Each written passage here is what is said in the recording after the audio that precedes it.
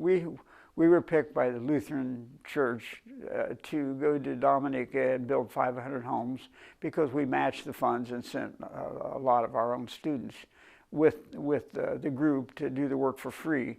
And they picked people that needed the homes, and we were at this time building about 16 or 20 homes up in the volcanic hills and highlands.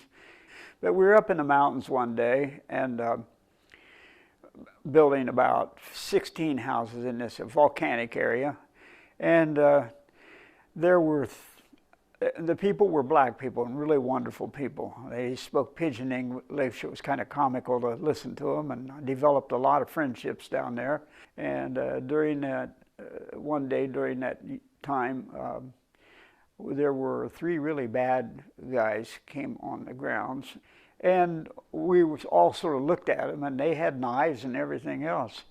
And next thing we know, we see this little skinny black woman, and I found out later her name was Juliana Jules, and she could speak French, she could speak several languages, but all we could hear her doing was running out to these guys with her machete, and she was swearing and using every word under the sun. I mean, it was unbelievable. And those guys stood back. I mean, she was about half the size they were, but she tore right into them. And those guys sort of wound up running for their lives. So later on in the day, I was up on the ladder doing some work on the ceiling, and I looked out the corner of my eyes, and I see this same woman standing in the doorway, and I'm thinking, whoa, man. And she still had her machete. And she says, "You build me a house. You build me a house." So what are you going to tell a person like that? She thought we were in charge, and I got down and I went over and started talking to her, and I told her that if it was me, I would build her a house. I would love to build her a house, but I tried to explain the situation to her.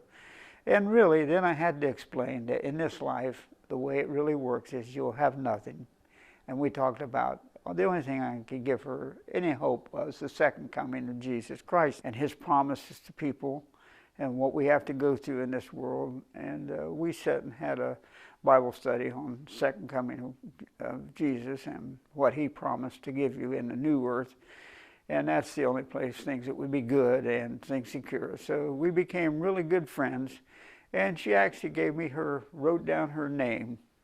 And I wrote mine down too. And she sent me letters. Her name was Juliana Jules. That's how I found out her name. So that turned out good in the end. And she has hope now of seeing Jesus come in the clouds of heaven, where he can give her the things that she'll never have there or in this life.